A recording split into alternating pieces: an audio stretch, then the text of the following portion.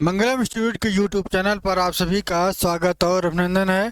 कैसे हो बच्चे? उम्मीद करते हैं एकदम स्वस्थ होंगे और ज़बरदस्त होंगे। ठीक है, जैसा कि मैं डेली शाम के 5 बजे आपकी एनसीईआरटी लाइन बाय लाइन मैं डेली लेके आता हूं और मैं ये प्रयास करता हूं कि हर एक लाइन को बेहतरीन तरीके से डिफाइन किया जाए और उसे समझा जाए। जैसा कि मैंने आपसे एक एक चीज़ को मैं लगातार शाम को 5 बजे लेके आता हूं, और जो हमारे चैनल पे फर्स्ट टाइम जो बच्चे विजिट कर रहे हैं वो चैनल को सब्सक्राइब कर लें, बेल आइकन को दबा दें ताकि नोटिफिकेशन बराबर आपको मिलता रहे। ठीक है, यहाँ पे मैं आपको बता दूं कि इसके पहले कल वाली क्लास मैंने ये चर्चा किया था कि क्या चर्चा किया था कि एनिमल किंगडम का जो इंट्रोडक्शन टॉपिक था, कल मैंने डिटेल में चर्चा किया था। बेसिस ऑफ क्लासिफिकेशन क्या है, लेवल ऑफ क्लासिफिकेशन क्या है, ठीक है, उन सभी चीज़ों के बारे में मैंने एक एक चीज़ें कल मैंने डिफाइन किया था। और आज की वीडियो में हम खासकर नोटो कार्ड्स के बारे में भी मैंने कल बता दिया था। और आज जो कवर करेंगे 4.2 क्लासिफिकेशन ऑफ एनिमल। मैं एक चीज़ और आपसे ये बता दूं कि आपको जब भी आप क्लास को कर रहे हैं तो क्लास करते समय आप ये बात का जरूर ध्यान रखना है कि आपको नोट्स प्रॉपर बनाते रहना, पॉइंट टू पॉइंट आपको हर एक चीज़ लिखना है। ठीक है, क्योंकि जैसे ही आप पॉइंट टू पॉइंट लिखते हैं तो वहाँ पे सब कुछ आपकी सारी चीज़ें एकदम बखूबी क्लियर हो जाती है। ठीक है, तो चलिए देखते हैं आज के जो विशेष टॉपिक पे चर्चा करते हैं, खासकर क्लासिफिकेशन ऑफ एनिमल के बारे में। यहाँ पे हम समझेंगे कि कौन से ऐसे पॉइंट है जो महत्वपूर्ण है। ठीक है, तो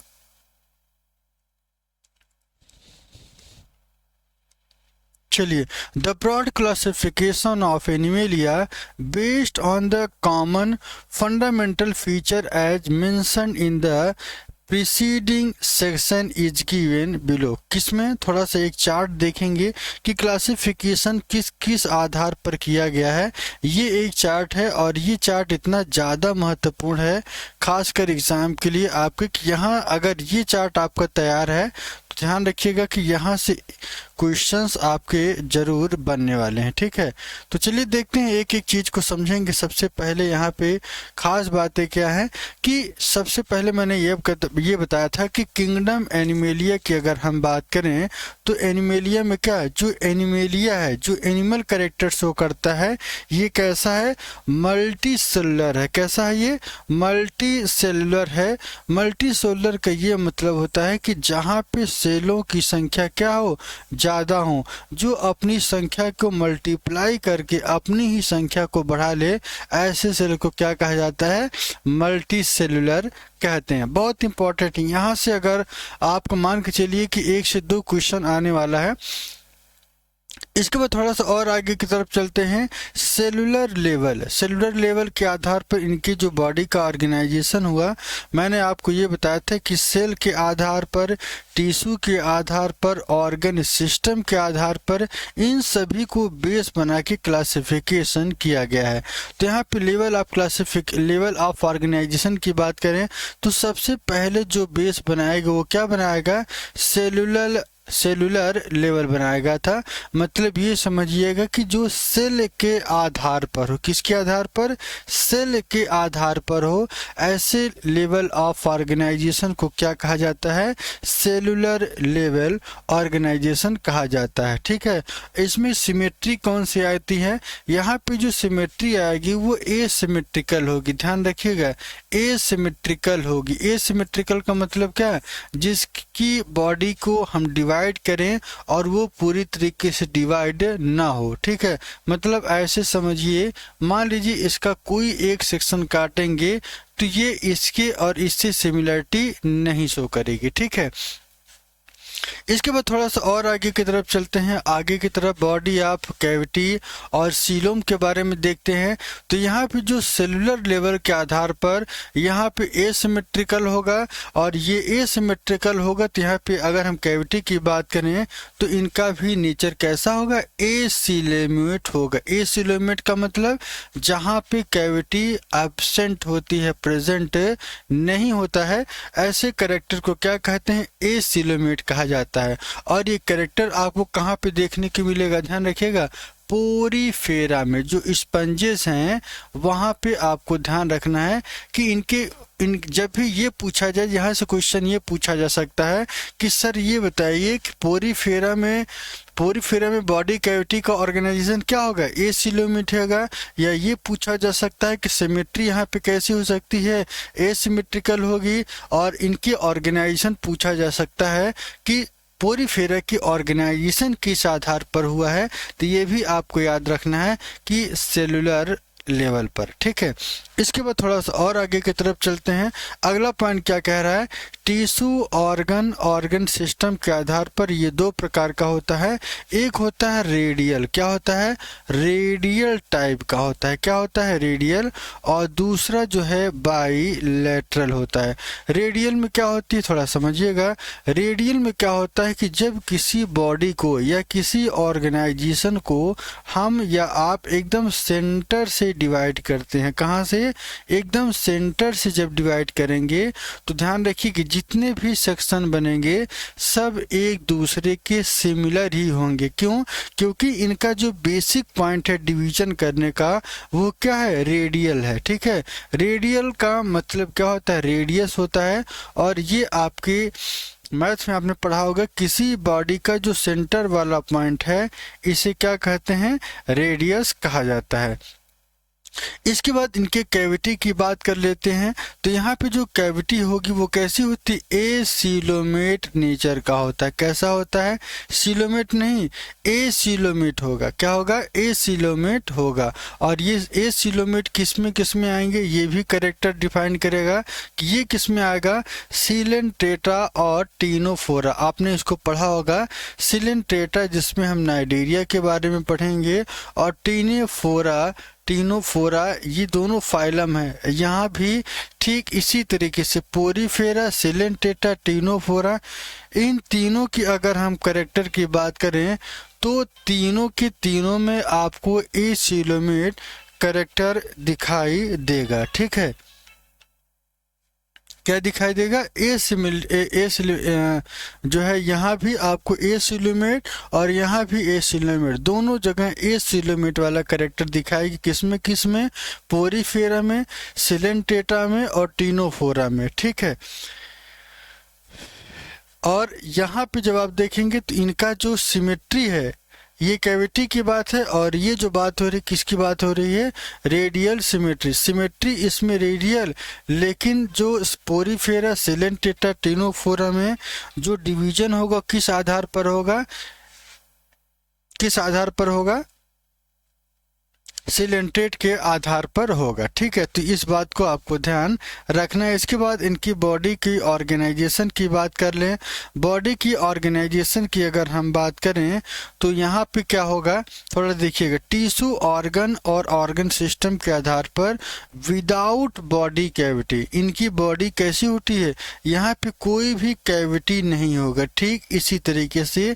तो ये भी करेक्टर होगा, एसिलोमेट होगा। मतलब आप ऐसे समझिए कि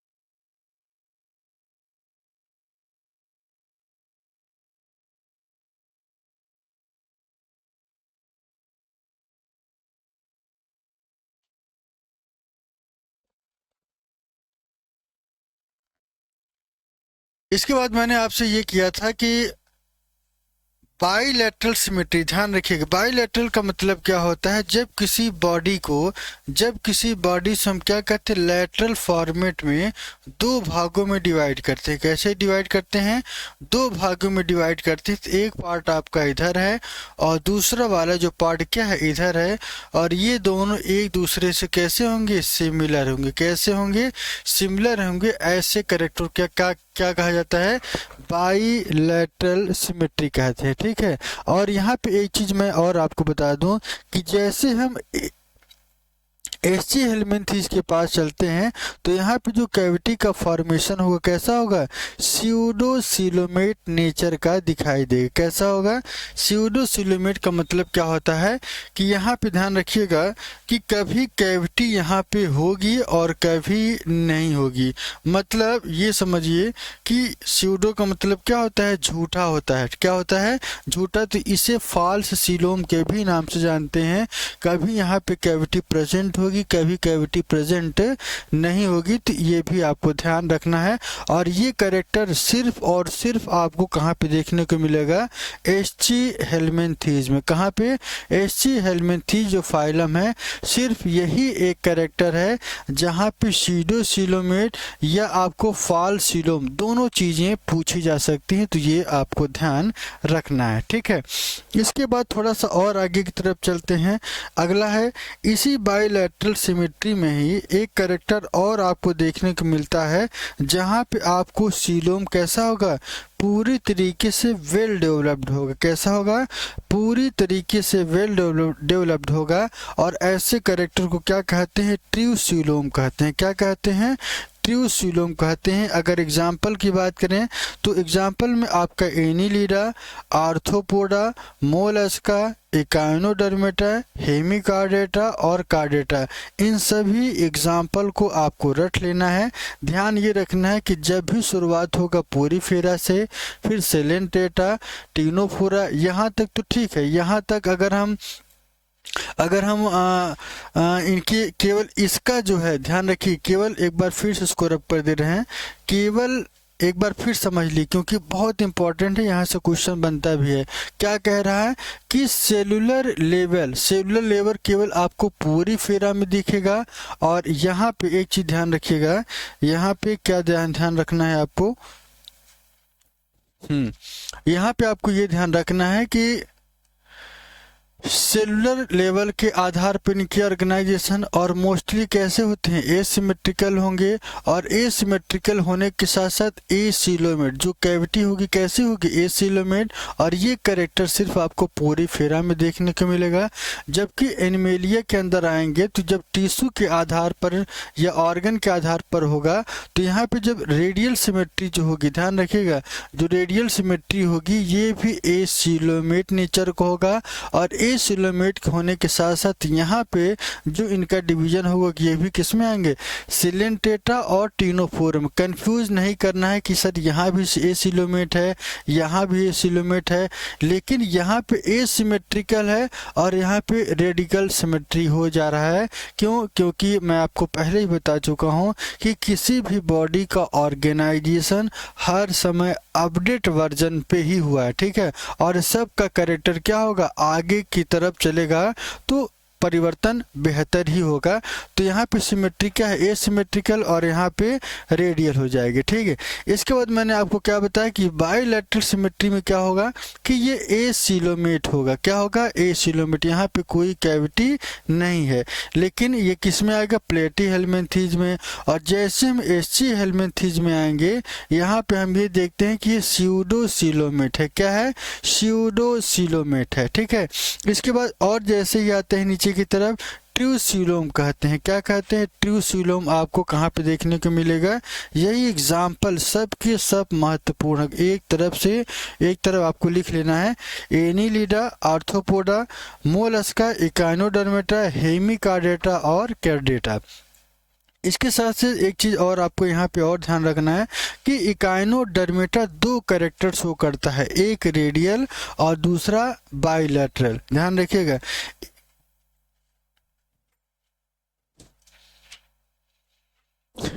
यहाँ पे थोड़ा समझना है आपको कि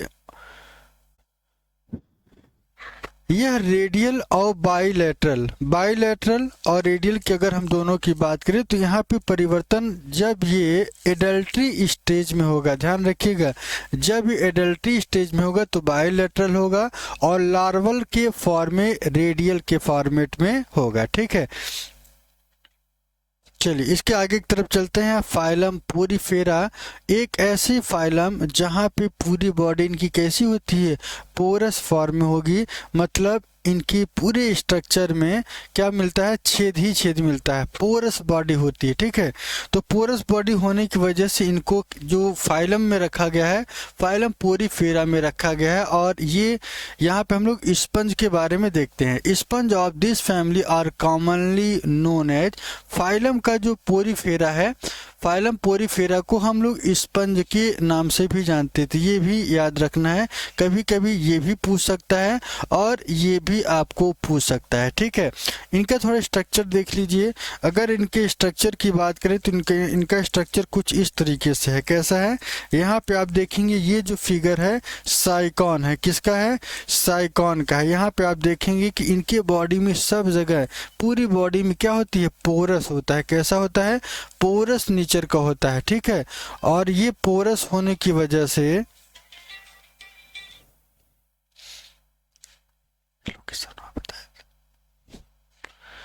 तो ये बॉडी इनकी कैसी होती है, पोरस होती है। और पोरस होने के साथ साथ इन सब जगह वाटर का प्रवेश होगा और वाटर इस सभी पॉइंट से प्रवेश करेंगे। ठीक है, और इस पॉइंट को क्या कहते हैं, ऑस्टिया कहते हैं।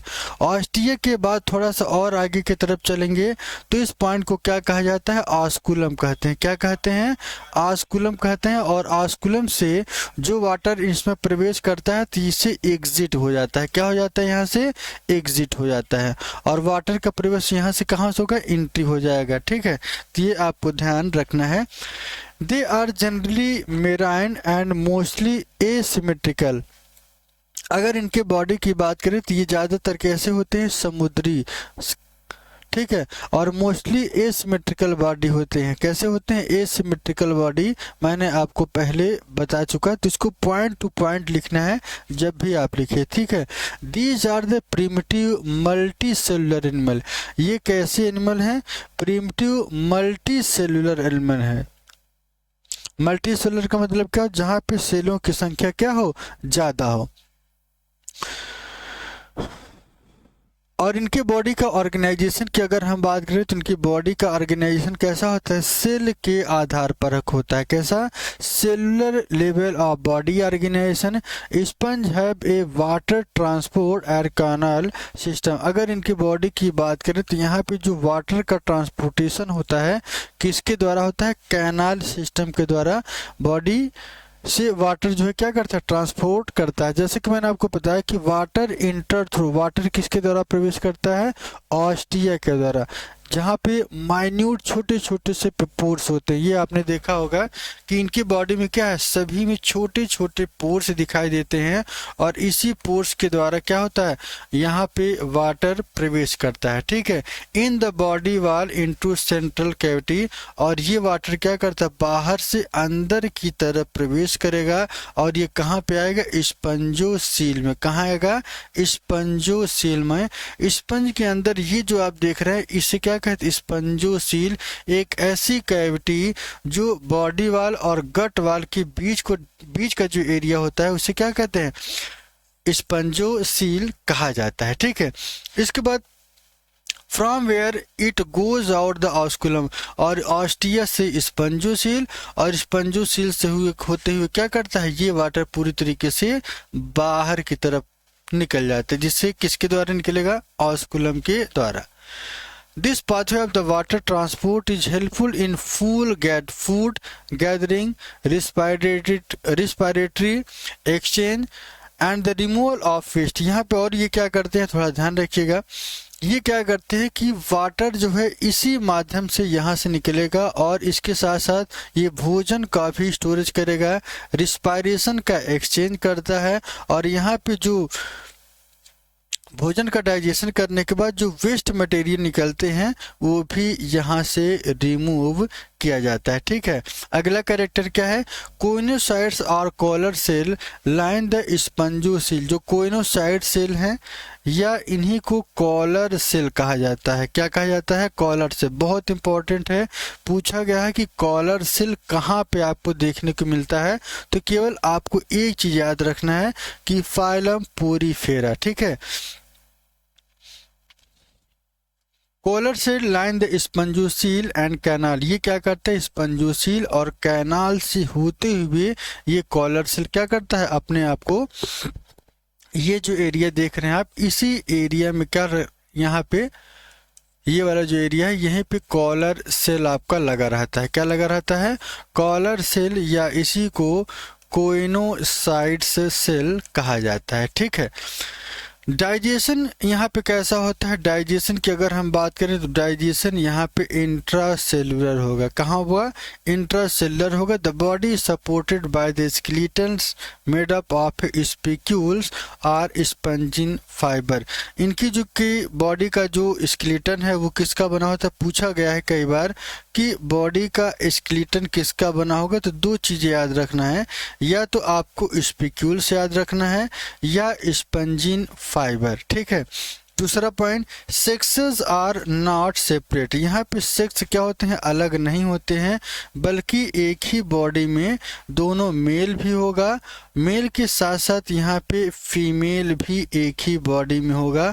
और इसके लिए एक टर्म का प्रयोग किया जाता है जिसे हम क्या कहते हैं, हर्माफ्रोडाइट कहा जाता है। ठीक है, और यहाँ पे egg and sperm are produced by the same individual. ठीक, इसके बाद अगला पॉइंट क्या देखिएगा, अगला पॉइंट क्या कह रहा है कि sponge reproduce asexually by the fragmentation. जब ये एसेक्सुअल रिप्रोड्यूस करते हैं तो इसे क्या कहते हैं, फ्रेगमेंटेशन कहते हैं। पूछा जा सकता है यही लाइन से क्वेश्चन बनेगा और पूछेगा कि ये बताइए कि पोरीफेरा में जो रिप्रोडक्शन होगा वो कौन सा टाइप होगा, तो आपको सिर्फ और सिर्फ ये याद रखना है, जब एसेक्सुअली पूछेगा तो फ्रेगमेंटेशन, और जब सेक्सुअली पूछेगा तो फॉर्मेशन ऑफ गैमीट। मतलब ये क्या होगा, बाई पेरेंटल होगा, बाई पेरेंटल होने पर ही गैमीट का फॉर्मेशन होगा।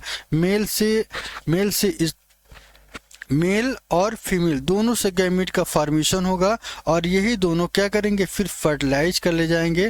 फर्टिलाइजेशन यहाँ पे इंटरनल हो सकता है, और इंटरनल होने के साथ साथ डेवलपमेंट यहाँ पे इनडायरेक्ट होगा। कैसा होगा, इनडायरेक्ट होगा, क्योंकि यहाँ पे जो स्टेज है वो लार्वल स्टेज का बनेगा। ठीक है, which is morphologically distinct from the adult. और इनका जो लार्वा है किससे अलग होगा,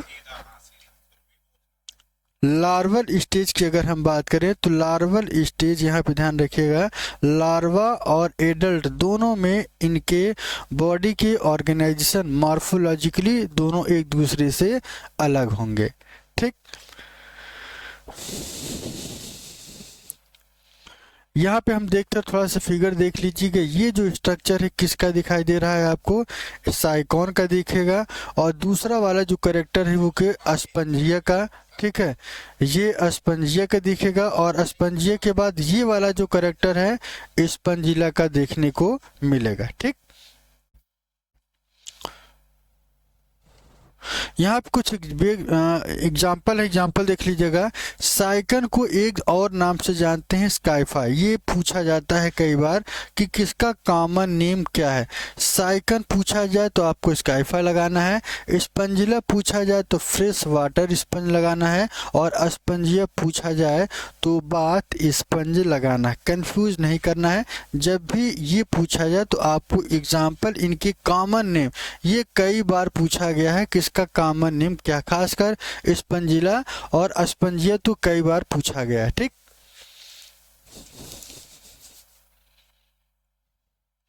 तो आज के लिए इतना ही। कर हम लोग सिलेंट्रेट्स के बारे में चर्चा करेंगे, और सिलेंट्रेट का एक एक कैरेक्टर को हम लोग समझेंगे और उसको डिफाइन भी करेंगे कि कहाँ से क्या क्वेश्चंस बनेगा। ठीक है, चलिए।